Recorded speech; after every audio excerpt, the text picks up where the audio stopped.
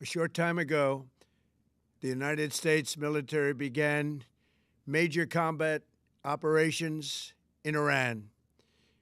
Our objective is to defend the Iran American roars people back after by joint eliminating- U.S.-Israel strikes, with attacks on American bases across the Middle East. Iran rained fire on U.S. bases in Qatar, Bahrain, Jordan, Kuwait, and UAE.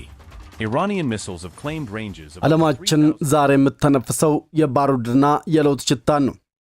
መካከለኛው ምስራቅ እንደ እሳተ ገሞራ የተንተከተከች፣ በቴህራን እና በዋሽንግተን መካከል ያለው ፍጥጫም ሰማይ ጠቀስም ሆኗል። ፕሬዝዳንት ዶናልድ ትራምፕ ኢራንን የኒውክሌር ምኞትና የሚሳኤል ኢንዱስትሪን ለአንድና ለመጨረሻ ጊዜም ቀብረነዋል ሲሉ በድል አድራጊነት ቢናገሩም ከቴህራን ምድር የሚሰማው ድምፅ ግን ፍጹም የተለየ ነው። ያጸፋ ምላሽ ስትሰጥ የዋለችው ኢራን እውነተኛው ጦርነት ግን አልተጀመረም በማለት አቅሟ እንዳልተነካም እየተናገረች ነው። ኢራን አብዮታዊ ዘብ ከፍተኛ አዛዦችም እስካሁን የተኮስነው የቆሻሻ ብረት ነው፣ እውነተኛው ጦርነትና ሚስጥራዊ ቴክኖሎጂ ክንዳችን ገና አልታየም በማለት ለዓለም አስፈሪ ማስጠንቀቂያም ደቅነዋል። ኢራን ለዓመታት በሚስጥር ያዘጋጀቻቸው በራዳር የማይታዩና በየትኛውም የዓለም ክፍል ያለን ኢላማን የመምታት አቅም ያላቸው እጅግ ዘመናዊ ቴክኖሎጂ ውጤቶችም ዝግጁ ናቸው ብላለች።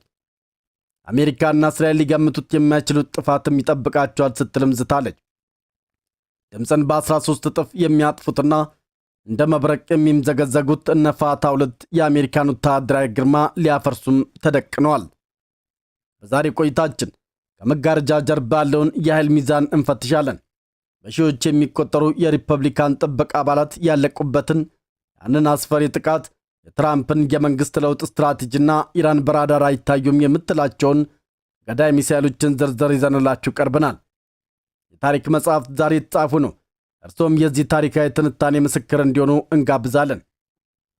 እንግዲህ ዓለም እንደ ኳስ በምትገፋበትና መረጃዎች እንደ ሚሳኤል በሚወነጭፉበት በዚህ ዘመንም የክስተቶች ተመልካች ብቻ መሆን አይበቃም። የነገሮች መዘውር ወዴት እንደሚሽከረከር ቀድሞ ማወቅ ግድ የሚልበት ዘመን ላይ ነን። ይህንን ለማወቅ ታዲያ ቻናላችንን ሰብስክራይብ በማድረግ የደወል ምልክቷን ይጫኑ። ቪዲዮንም ላይክና ሼር ማድረግ እንዳይረሱ። አንድ ጥያቄ ልጠይቃችሁ። የኢራን አዛዦች እስካሁን የተኮስነው የቆሻሻ ብረት ነው ማለታቸው በእርግጥም ዓለምን ሊያስደነግጥ የሚችል ሚስጥራዊ መሳሪያ ስላላቸው ይመስላችኋል? ወይንስ ደግሞ ለሕዝባቸው የሞራል ግንባታ የተጠቀሙበት የፕሮፓጋንዳ ስልት? የእርስዎ ግምት ምንድን ነው? ከታች በኮመንት መስጫው ላይ ያጋሩን። አሁን ወደ ዘገባው አለፍን። መልካም ጊዜ።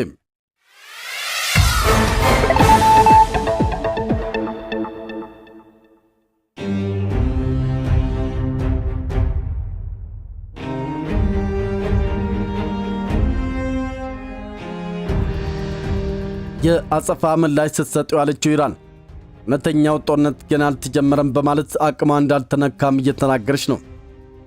የኢራን እስላማዊ አብዮታዊ ዘብ IRGC ከፍተኛ አዛዥ ጀነራል ኢብራሂም ጃባሪ በሰጡት መግለጫ እስካሁን የተኮስነው የቆሻሻ ብረት ነው ብለዋል።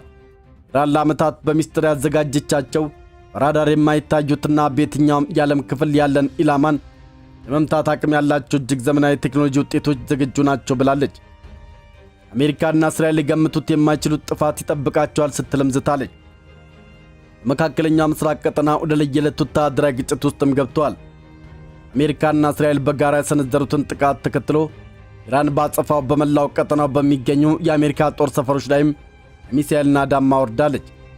በኳታር፣ ባህሬን፣ ዮርዳኖስ፣ ኩዌትና በተባበሩት አረብ ኤምሬትስ የሚገኙ አሜሪካ ወታደራዊ ይዞታዎችም የኢራን ድሮኖችና ሚሳኤሎችም ኢላማ ሆነዋል።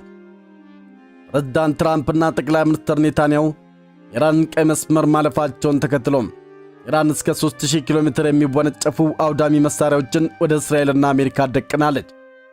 በተለይም ከድምፅ በ13 እጥፍ የሚወነጨፉትና እጅግ ፈጣን የተባለው ፋታ 2 ሃይፐርሶኒክ ሚሳኤል አሜሪካን ወታደራዊ ተቋማት ክፉኛ ሊመታ ይችላል የሚለው ስጋት ዓለምን አስጨንቋል። የዓለማችን ግዙፍ ወታደራዊ ኃይል በኢራን የተቀናጀ ሚሳኤል ጥቃት ስርም ሊወድቅ ይችላል የሚለው ጥያቄም የብዙዎች አጀንዳ ሆኗል። ኢራን ከ3000 በላይ ሚሳኤሎችን በአሜሪካ ይዞታዎች ላይ አነጣጥራ ባለችበት በዚህ ወቅትም ቀጠናው ላለፉት 10 ዓመታት ታይቶ የማይታወቅ የኃይል ግጭትም አፋፍ ላይ ቆሟል። የእስራኤል ጦር ከኢራን ምድር የተተኮሱ የባሊስቲክ ሚሳኤሎችን መለየቱንና ወደ መሃል እስራኤል ሲምዘገዘግ የነበረ አንድ ሚሳኤል አየር መከላከያ ስርዓት መክሸፉንም አስታውቋል። ተንታኞች እንደሚሉት ይህ ድርጊት ኢራን የመጀመሪያው ዙር የአጸፋ እርምጃ ማሳያ ሊሆን ይችላል። በመካከለኛው ምስራቅ የሚገኙ በርካታ የአሜሪካ ጦር ሰፈሮችም በተመሳሳይ ጥቃት ውስጥ ናቸው። የመከላከያ ባለሙያዎች እንደሚሉትም CHM-1 የተሰኘው ሚሳኤል ከ700 እስከ 800 ኪሎ ሜትር የመወንጨፍ አቅም ያለው ሲሆን 650 ኪሎ ግራም የሚመዝን አውዳሚ ጭነት መሸከም ይችላል። ይህም በቀጠናው ያሉ ኢላማዎችን ለመምታት የተሻለ አማራጭም ያደርገዋል። ተመሳሳይ የፋር 110 የሚሳኤል ቤተሰቦችም እስከ 300 ኪሎ ሜትር በመጓዝ 450 ኪሎ ግራም ጭነት የማድረስ ብቃት አላቸው። ለጥንቃቄና ለታክቲካዊ ጥቃቶች ተብለው የተሰሩት ፋርቴ 313 እና ፋርቴ ሞቢን የተባሉት ዝርያዎች ደግሞ ርቀታቸውን ወደ 500 ኪሎ ሜትር ያራዘሙም ሲሆን በከፍተኛ ትክክለኛነት የታገዘ ጥቃት አቅም አላቸው። ሌላኛው ተጠቃሽ መሳሪያ ዙልፋጋር ሲሆን እስከ 700 ኪሎ ሜትር በመምዘግዘግ እስከ 600 ኪሎ ግራም የሚደርስ አውዳሚ ጭነት ማድረስ ይችላል። ይህም በቅርብና በመካከለኛ ርቀት መካከል ያለው ክፍተትም የደፈነ ሚሳኤል ነው። የመካከለኛ ምስራቅ ወታደራዊ ሚዛን በአሁኑ ሰዓትም በቴህራን በሚመነጠቁት የባሊስቲክ ሚሳኤሎች ቴክኖሎጂዎች ላይም አርፈዋል። ኢራን የጦር መሳሪያ ዝርዝር ውስጥም ትልቁን ትኩረት የሳበውና የታክቲክ ጥቃት አድማሷን በከፍተኛ ሁኔታ ያሰፋው ዴስፉል የተሰኘው የሚሳኤል አይነት ነው። የሚሳኤል እስከ 1000 ኪሎ ሜትር የመጓዝ አቅም ያለው ሲሆን በጠላቶቿ ላይ እጅግ አውዳሚ የሆኑ ድንገተኛ ጥቃቶችን ለመሰንዘር በሚያስችል መልኩ የተገነባ ነው። ዴስፉል መሬት ላይ ካሉ ተንቀሳቃሽ ማስወንጨፊያዎችም ሊተኮስ መቻሉ ጥቃቱን ለመከላከልም ሆነ አስቀድሞ ለማክሸፍ አስቸጋሪ አድርገዋል። ይሁን እንጂም የኢራን ወታደራዊ በላይነት በዴስፉል ብቻ አይቆምም። አገሪቱ በመካከለኛ ርቀት የሚወነጨፉና የመላውን ቀጠና ፖለቲካዊ ካርታ ሊቀይሩ የሚችሉ ሌሎች አውዳሚ መሳሪያዎችንም በስፋት ታጥቃለች። ከእነዚህ መካከል ሻሃብ 3 አንዱ ነው።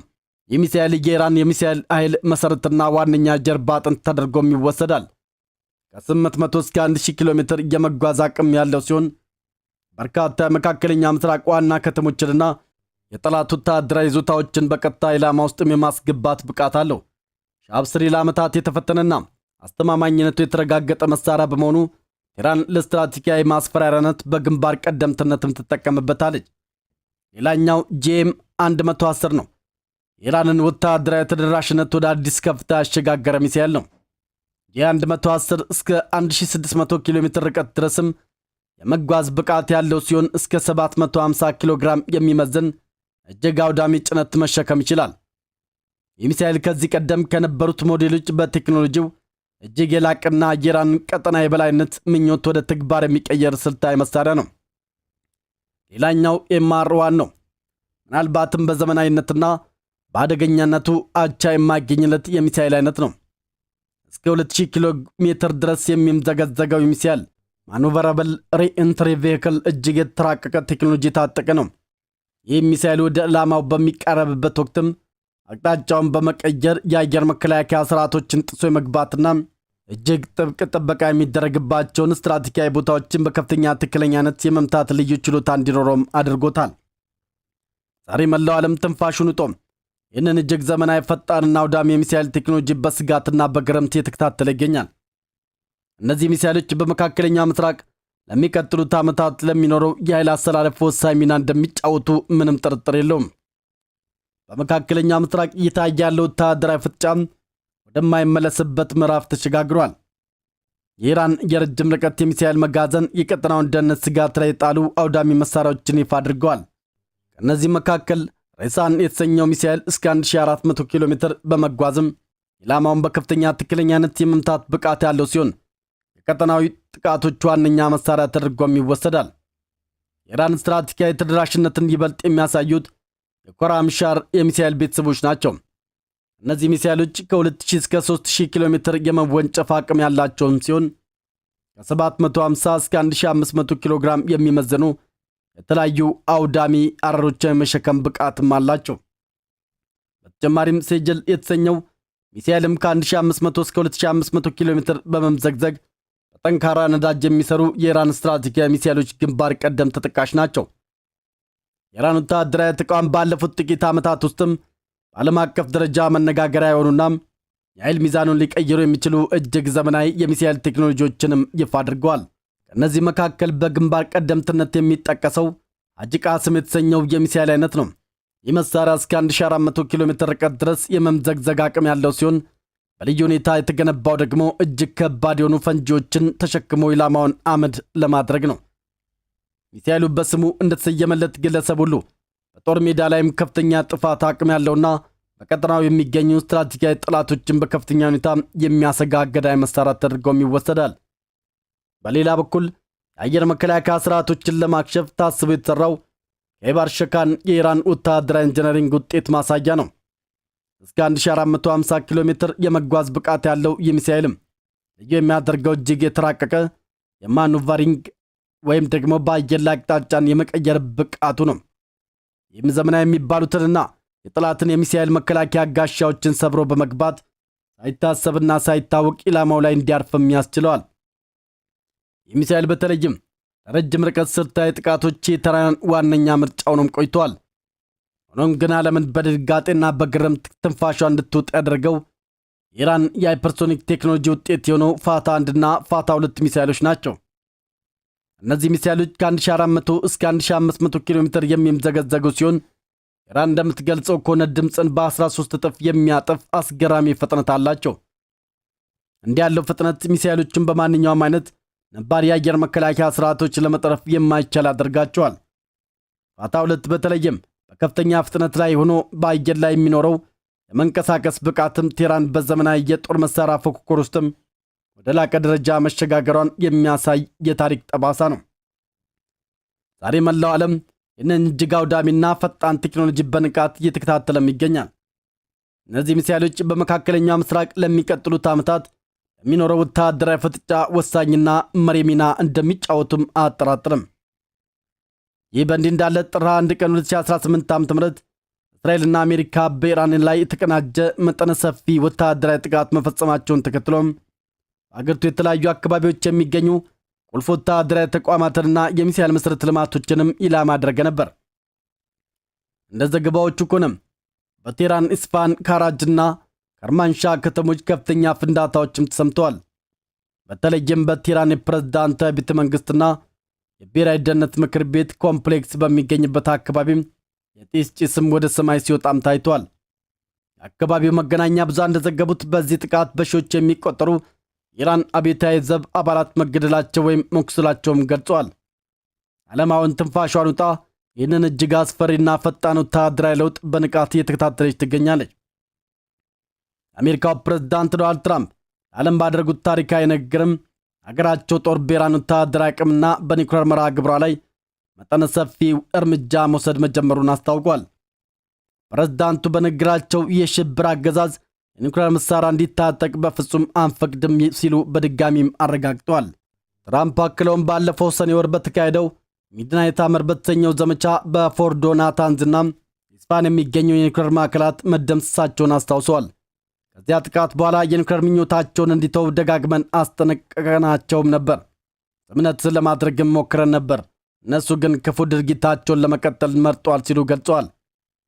ፕሬዝዳንት ዶናልድ ትራምፕ በቅርቡ ለዓለም ባስተላለፉት መልእክትም አሜሪካ በኢራን ላይ የጀመረችው ዘመቻ ግቡ ግልጽና የማያወላውል መሆኑን ገልጸዋል። በንግግራቸው ውስጥም የተካተቱት 3 ዋና ዋና ስትራቴጂካዊ ነጥቦች የቀጠናውን የወደፊት ዕጣ ፈንታ የሚወስኑ ናቸው። አንደኛው የሚሳኤል ኢንዱስትሪ ፍጻሜ ነው። ፕሬዝዳንቱ የኢራንን የሚሳኤል ቴክኖሎጂ እንደ ትልቅ ስጋት በመቁጠር የኢራንን የሚሳኤል ኢንዱስትሪ ሙሉ በሙሉ እናፈርሳለን ሲሉ በቁጣ ተናግረዋል። የእርምጃ ፋብሪካዎችን መፍረስ ብቻም ሳይሆን ኢራን ላለፉት 10 ዓመታት የገነባችው የሚሳኤል ሳይንስና መሠረተ ልማት ዳግም እንዳንሰራራ ተደርጎ እንደሚደመሰስም አረጋግጠዋል። ይህም በአውሮፓ የሚገኙ የአሜሪካ ወዳጆችና በባሕረ ሰላጤው አገራት የሚገኙ አጋሮችን ከረጅም ርቀት ሚሳኤሎች ስጋት ነፃ ለማድረግ የታለመ መሆኑን አስገንዝበዋል። ሁለተኛው የባህር ኃይልና የጥላ ኃይሎች መዳከም ነው። ሌላው ትኩረት ያረፈው በኢራን የባህር ኃይልና በቀጠናው በሚንቀሳቀሱ አማጺ ቡድኖች ላይ ነው።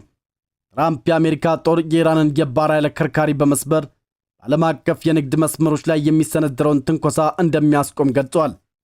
ከዚህ በተጨማሪም በየሀገሩ ብጥብጥ የሚፈጥሩ የኢራን የጥላ ኃይሎችም ፕሮክሲስ የሚያገኙትን የገንዘብና የትጥቅ ድጋፍ በማድረግ አሜሪካንና ንጹሐን ዜጎችን ለመግደል የሚጠቀሙባቸውን የፈንጂ ስልቶች ለአንድና ለመጨረሻ ጊዜም እንደሚያከሽፉ ቃል ገብተዋል። ሶስተኛውና የመጨረሻውም በቴህራን አዲስ የፖለቲካ ንጋት መፍጠሩን ነው።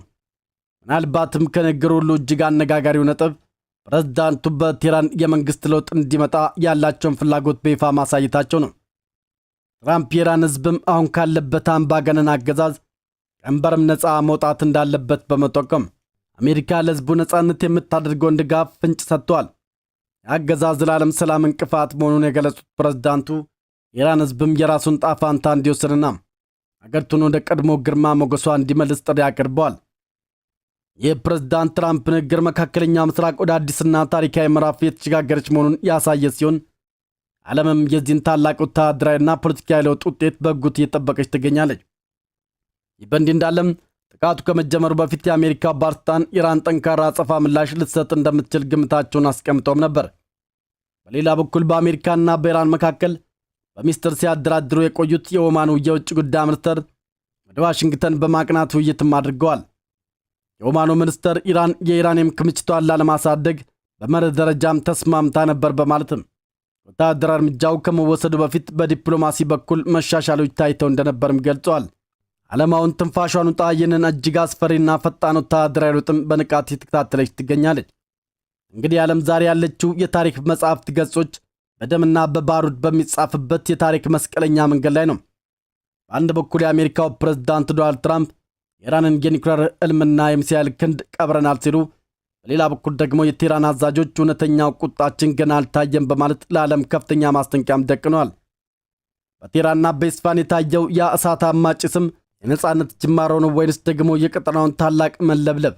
ኢራን ፋታ ሁለትና ኬባር ሸካን የአሜሪካን የአየር መከላከያ ጋሻ ሰብረው በመግባት የታሪክን አቅጣጫ የቀየሩት ይሆን ወይንስ ደግሞ የአሜሪካው ሚድናይት አመር ዘመቻም በእርግጥም የኢራን ወታደራዊ አከርካሪ ለአንድና ለመጨረሻ ጊዜም ሰብሮታል?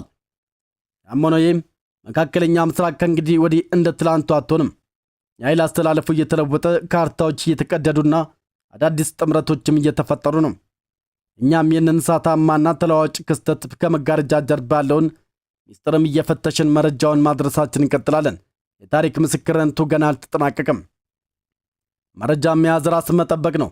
ይህ ታሪክ ማዕበል መዳረሻ ወዴት እንደሆነ ለማወቅ ቀዳሚ ይሁኑ። እውነትን ከወገንተኝነት ነፃ በሆነ መነጽር ለመመልከት ዛሬውኑ የቤተሰባችን አባል ይሁኑ።